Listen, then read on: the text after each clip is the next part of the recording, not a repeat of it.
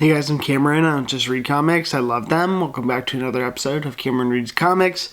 Today I'm going to be talking about The Flash, Fantastic Four, #1, the DC Universe Infinite exclusive digital release. So Marvel and DC have been doing a ton of collabs recently, and on Wednesday this week, they just dropped 2 exclusive digital comics on their own premium platforms, digital comic platforms. And the first issue was Flash, Fantastic Four, written by Jeremy Adams with art by Adrian Gutierrez.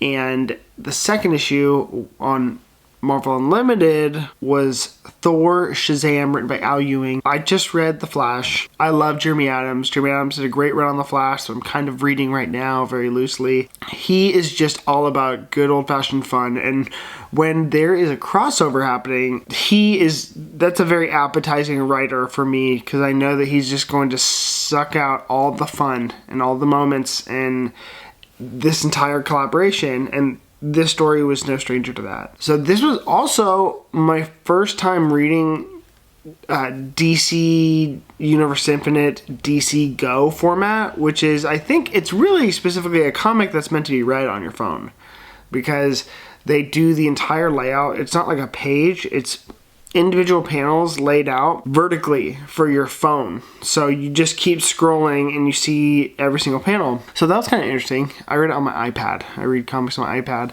I'm not opposed to digital comics. I think it's a great medium, especially for when you're traveling. I don't want to bring my big fat deluxe edition hardcovers on an airplane with me, but that's just me.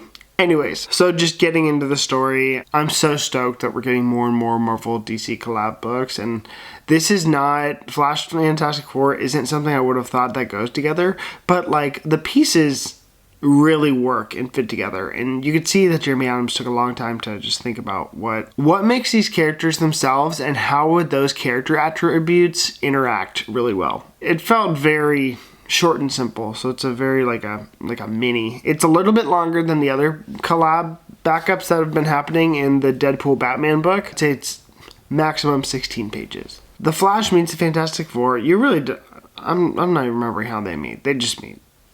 They get together.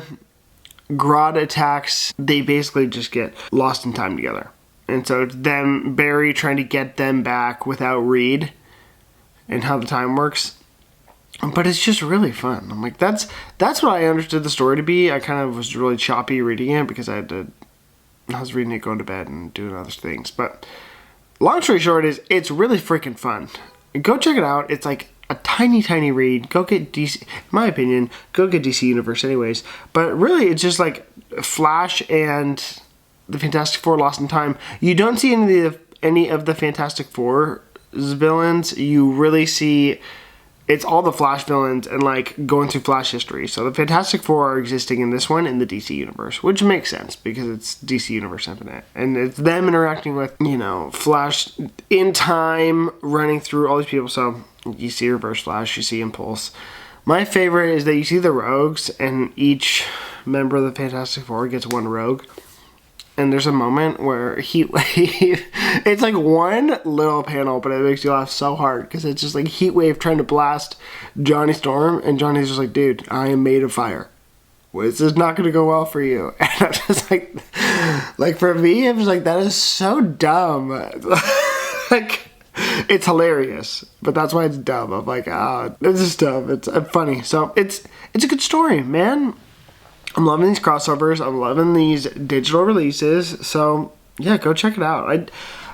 It feels hard to rate the story at 10 because it's not its own, like, full issue. It's like 16 pages. Adrian Gutierrez's art was awesome. And I also thought it was, like, very different than his style on World's Finest because he's the artist over there. That was interesting to see and to read and look at his style for this one. But yeah, I loved it. I thought it was really good.